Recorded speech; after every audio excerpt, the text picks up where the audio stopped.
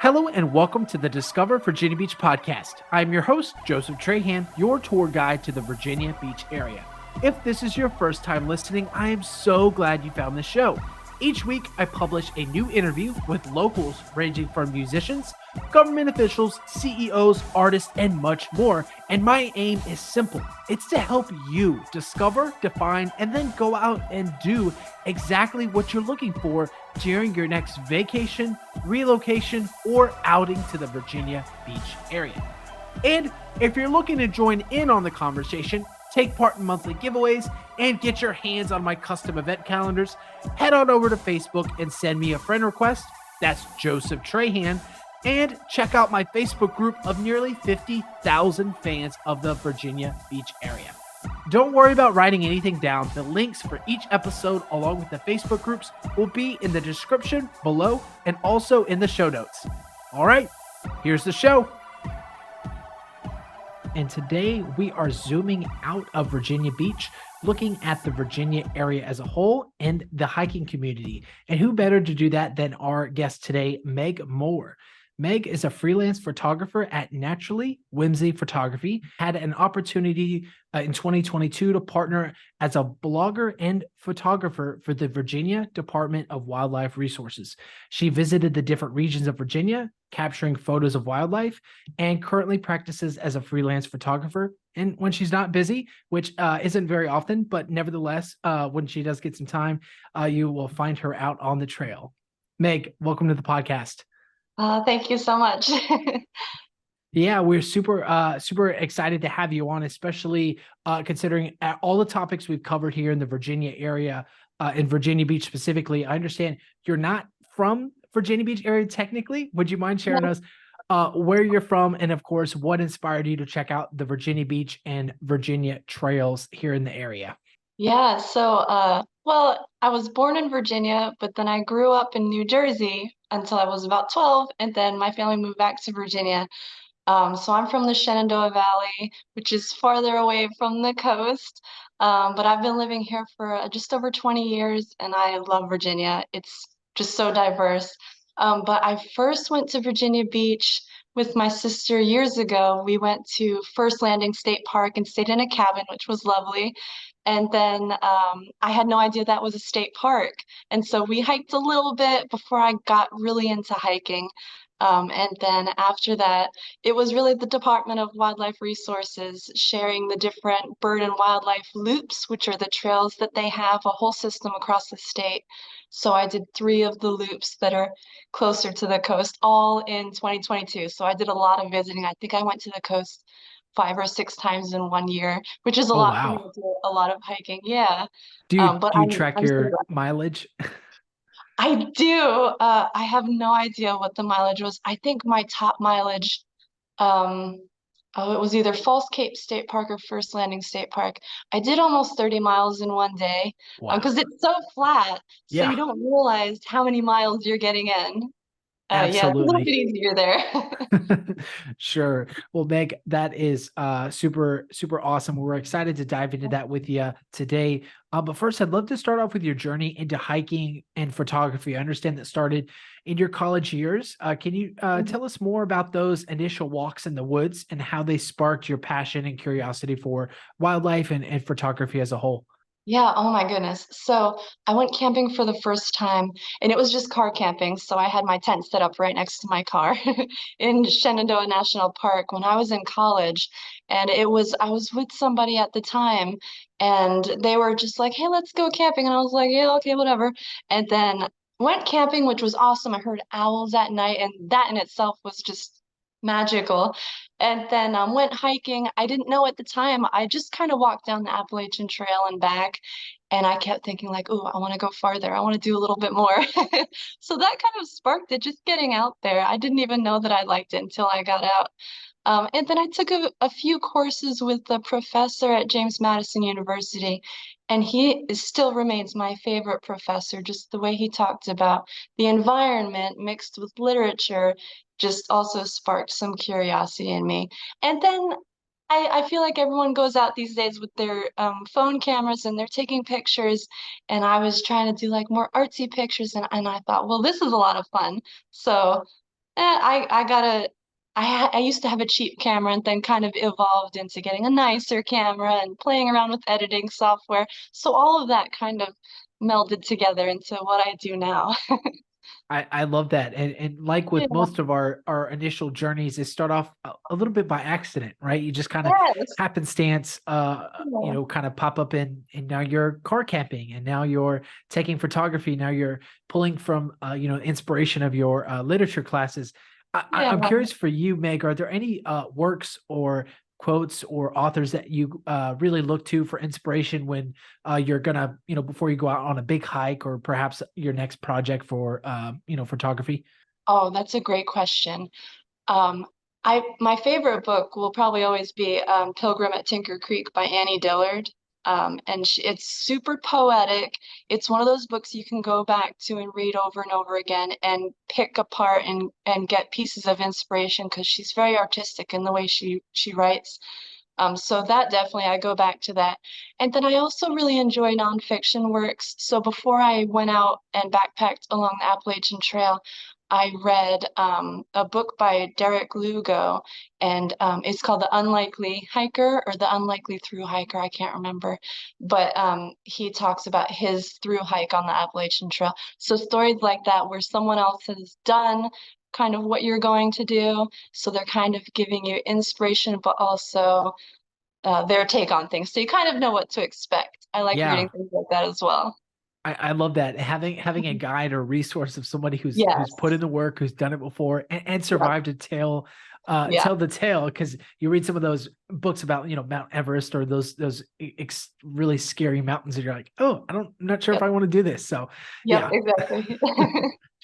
And I understand, throughout your college years, kind of really honed your craft, started doing photography and also just figuring out, what type of hikes you enjoyed and the type of pace you wanted to be a part of and the type of nature you want to be inspired by.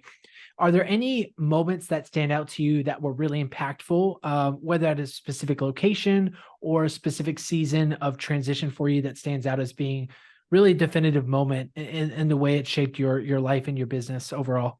Oh, I love that question. I won't say that there's one specific location. I will say that just getting out there, it's kind of like when people say the hardest part of going to the gym is getting there. It's the same for most things in life. I feel like the hardest part is getting out there and trying it. I love hiking in all seasons because each season has its special quirks. When you live in Virginia, it's a place that has, snow, you got spring, so you have all of the seasons. So when you go out hiking in the snow, it's awesome to be the first one out there and see little paw prints. You can tell what animals have been there, things like that. But I will say that I draw the most inspiration in like continuously getting out there and learning to do things at your own pace. So not a specific location, but learning about yourself by getting out there, I would say, is more important for me. Absolutely. I mean, going out in nature, being by yourself in a lot of circumstances or with a Yeah. small group of people with no cell Hmm. service to distract you, right, Yes. is definitely a great opportunity for, to unwind and be an outlet. Now, Exactly. absolutely. Yeah. So in 2022, I'm very curious. You worked as a blogger and a photographer for the Yeah. Virginia Department of Wildlife Resources, which is no small feat in and of itself. It's a small sentence, but it is a huge impact, especially considering just how much there is to cover. Like you mentioned, 30-mile walk on one of your projects. What was the experience like for you overall, and how did it shape your photography style when it came to shooting, outdoors? Oh man, it was awesome. So I started out, I was asked to do the job, which was awesome. I started out just continuing my hikes, and I enjoy watching wildlife. I'm no expert by any means, but I like to go out and learn about, different wildlife, the different regions of Virginia.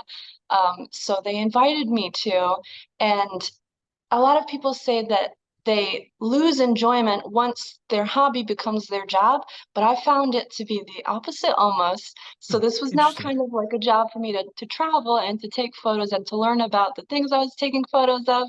But I was also told like, oh, we'd like you to focus on looking for these birds, or we'd like you to, focus on different little things here and there.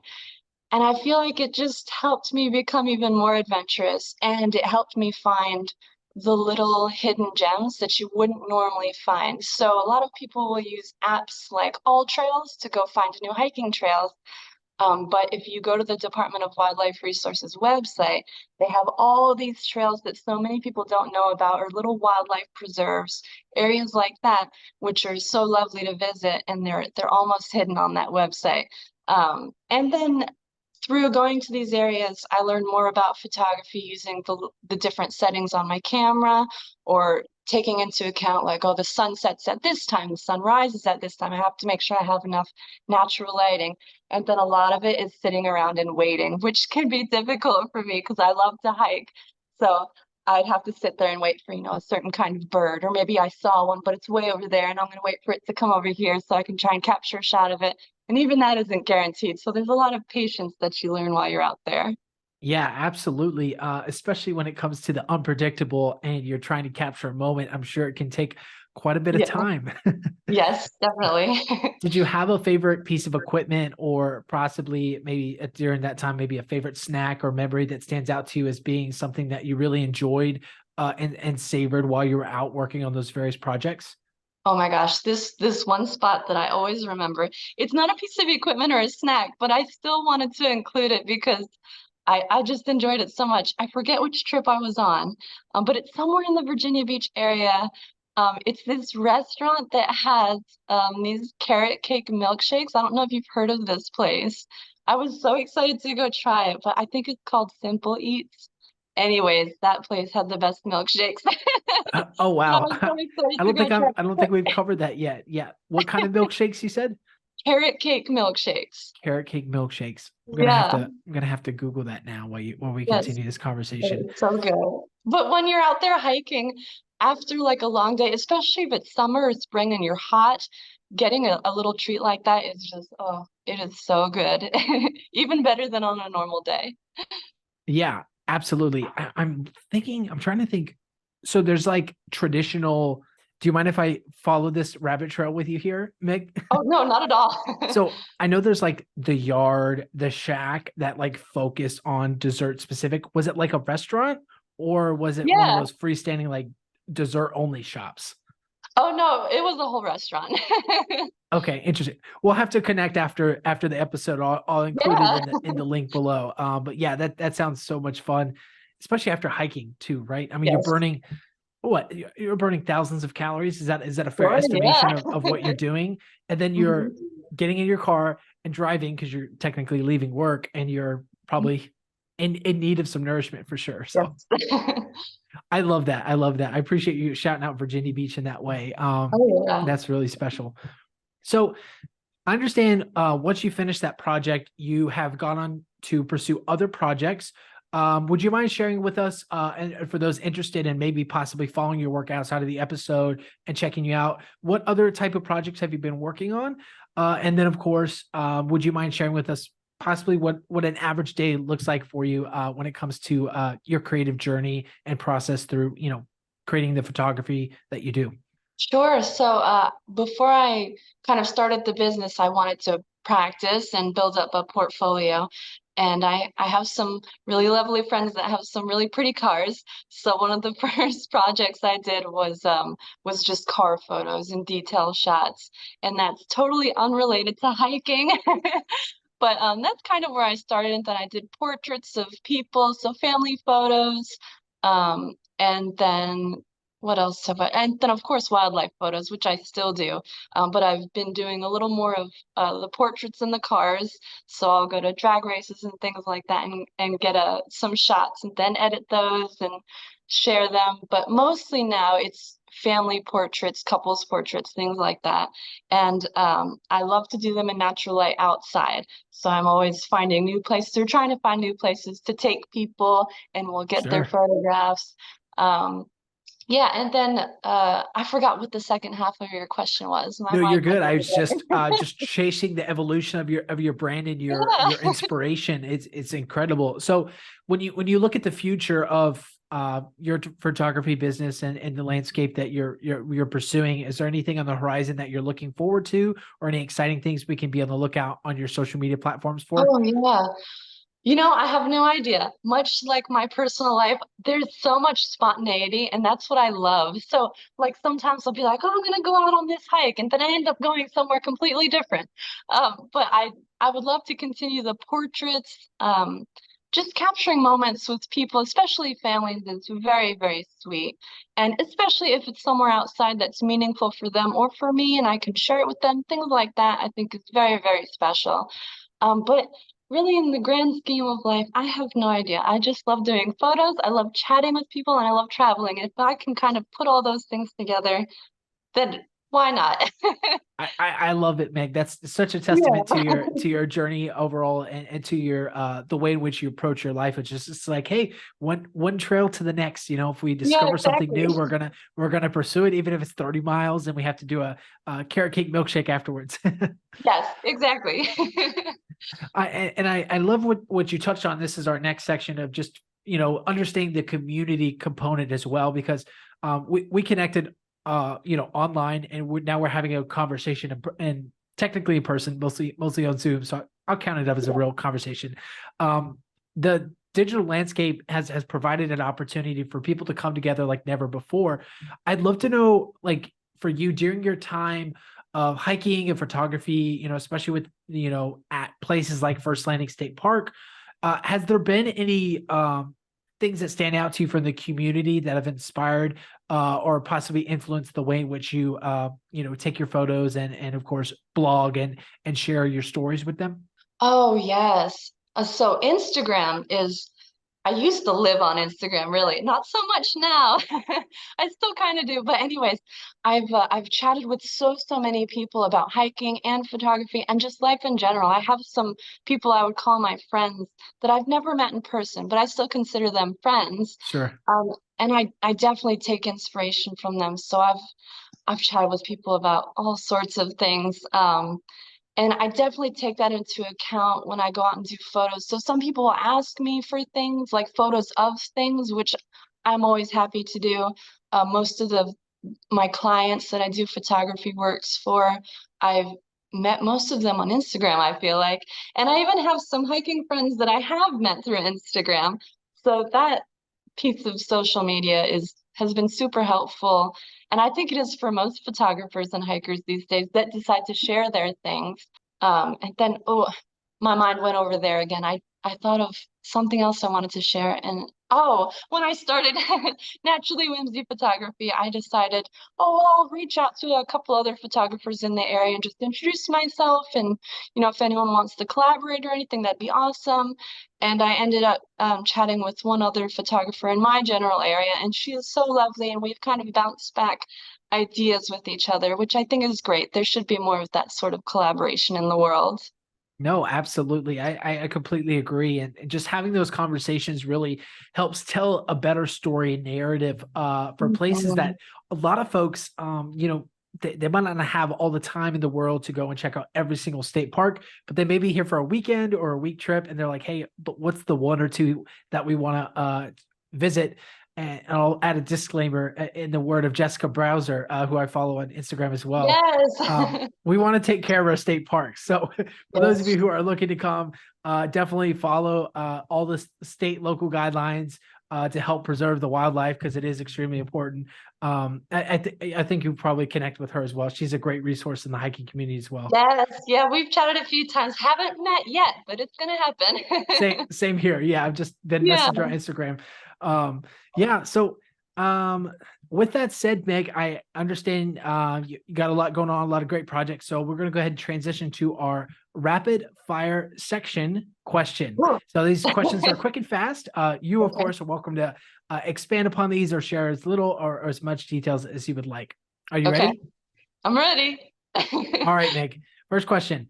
Do you prefer sunrise or sunset hikes? Oh, sunrise. Would you like to expand on that?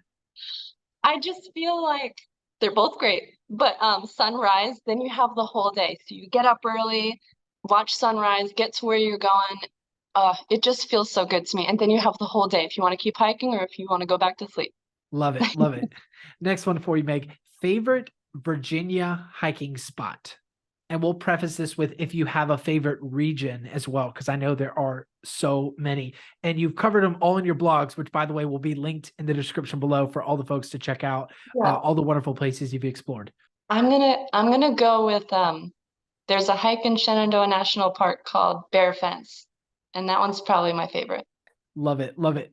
What is one word to describe your photography style? Ooh, that's a good question. Um, I don't know. I want to say, oh, that's two words. How about subtle? We can go two Um, words. We can go two words. I was gonna say like subtly vibrant. Subtly vibrant. I like it. I like it. That's nice. All righty. Most unexpected wildlife encounter. Oh, bobcat in Stanton River State Park. Oh, please tell. What I happened? think, is that right? Stanton River State Park? I think that's right. Okay, so this is a cool story. Anytime I go to a state park, I try to hike as much of the trail system as possible.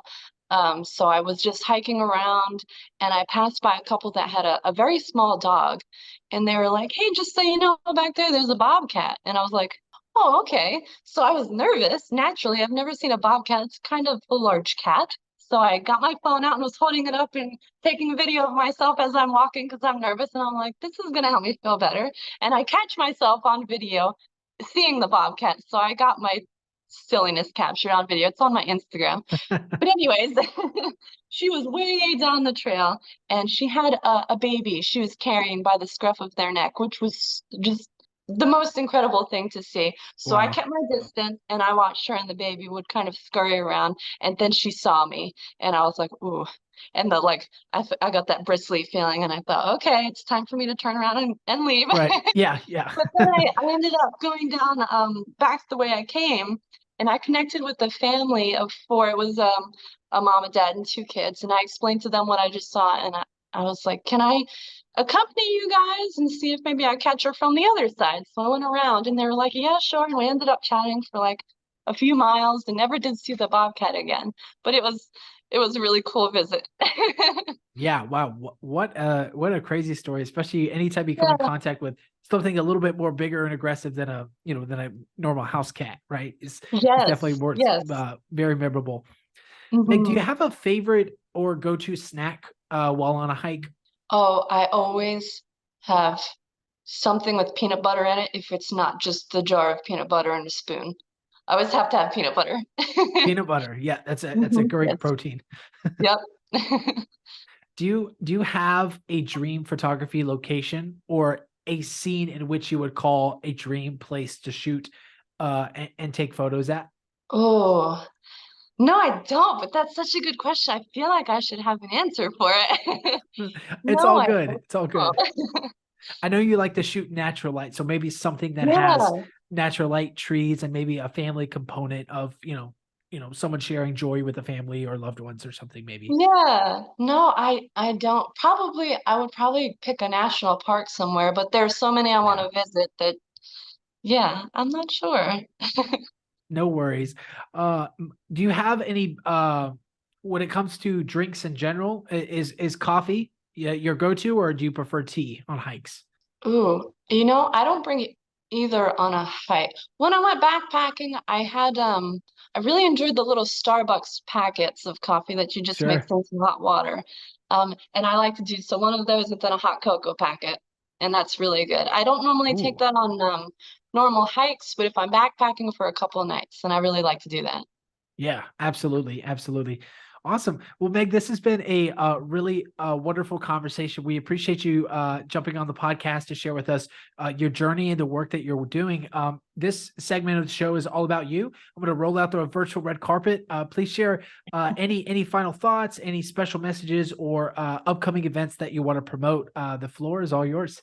Thank you so much. Well, thank you for having me on. This has been a lovely chat. I don't know what's coming for the future.